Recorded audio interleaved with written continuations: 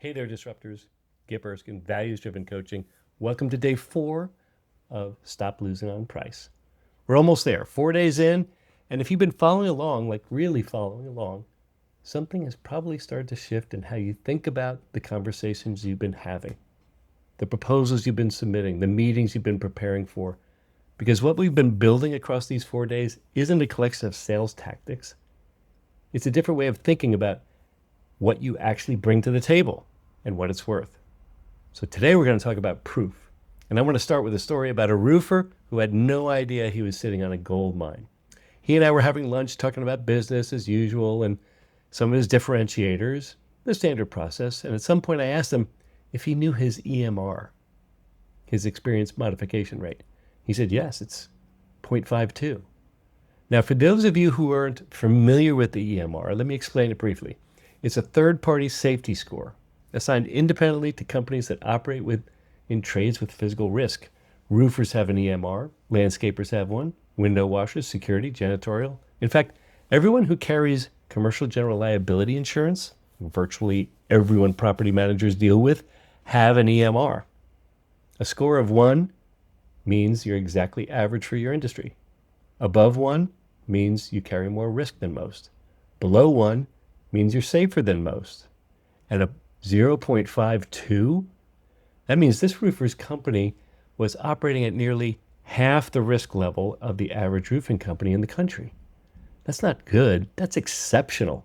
So I asked him the obvious question. Are you leading with this number? I mean, are you putting it in your proposals? Are you talking about it in your meetings? And he shook his hand. He said, nobody asked for it. And nobody really knows what it means. And I want to be honest with you about how that made me feel. It wasn't sympathy. It was frustration. Not at him, but at the system. Because here's a man, a business development manager who had a clear understanding of safety and training and doing things the right way, sitting on a metric that spoke directly to one of the deepest concerns a property manager carries every single day: risk, liability. And nobody ever told him that number was a weapon. It was exactly the kind of evidence that makes a property manager sit up straighter, that it was the kind of proof that makes a property owner nod his head instead of asking, why didn't you go with the cheaper option? He was leaving it in a drawer somewhere, unmentioned, unused, invisible. And I've thought about that conversation many times since, because it revealed something about this industry that I think deserves to be said plainly. Property managers ask for a lot of information. They issue RFPs with long lists of questions. Years in business, number of clients, client retention rates, employee turnovers, OSHA incident records, training hours, references, certifications, the list goes on. And here's the uncomfortable truth. Most property managers, and I included myself in this, don't always know what to do with all that information. It gets collected, it gets filed. It rarely gets weighted into anything meaningful or anything consistent. And it doesn't enter the decision-making calculus, which means the entire evaluation process, the one that's supposed to identify the best value, often defaults to the one number everyone understands: price. Not because price is the best measure, but because it's the easiest one to compare when everything else is sitting in a folder. Now, here's why it matters to you.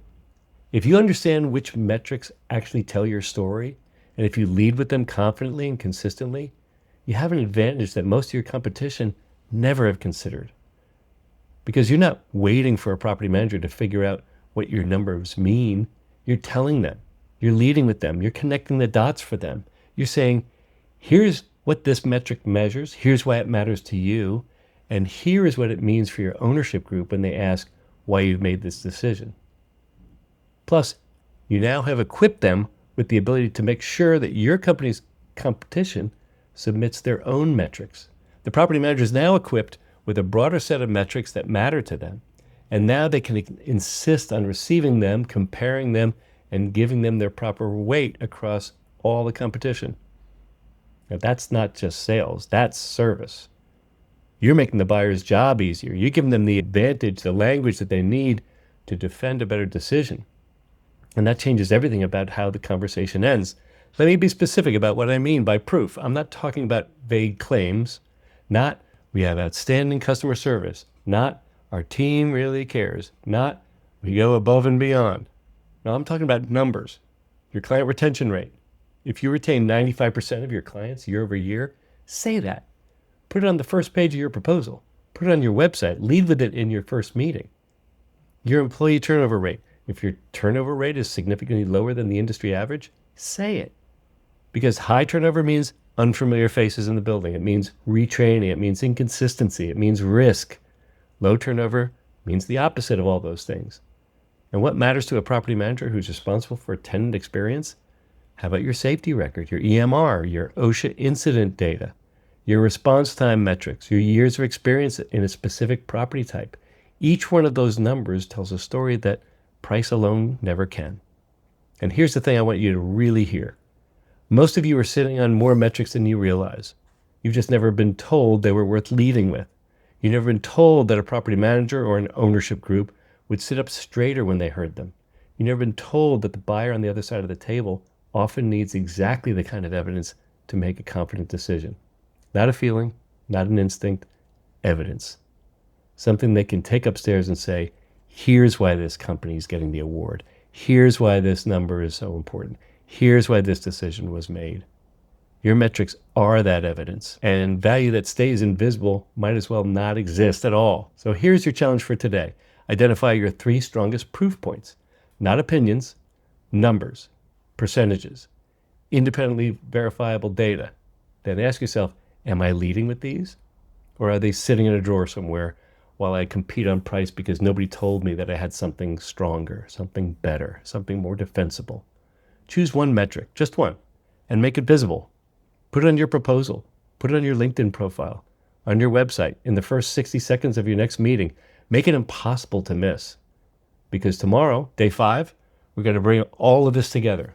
The right opportunities, the right visibility, the right language, the right proof into a framework you can use consistently, not just in one great meeting, but in every conversation, every proposal, every relationship you build from here on out. And then I'm going to show you the next step forward for those of you who are ready to go deeper.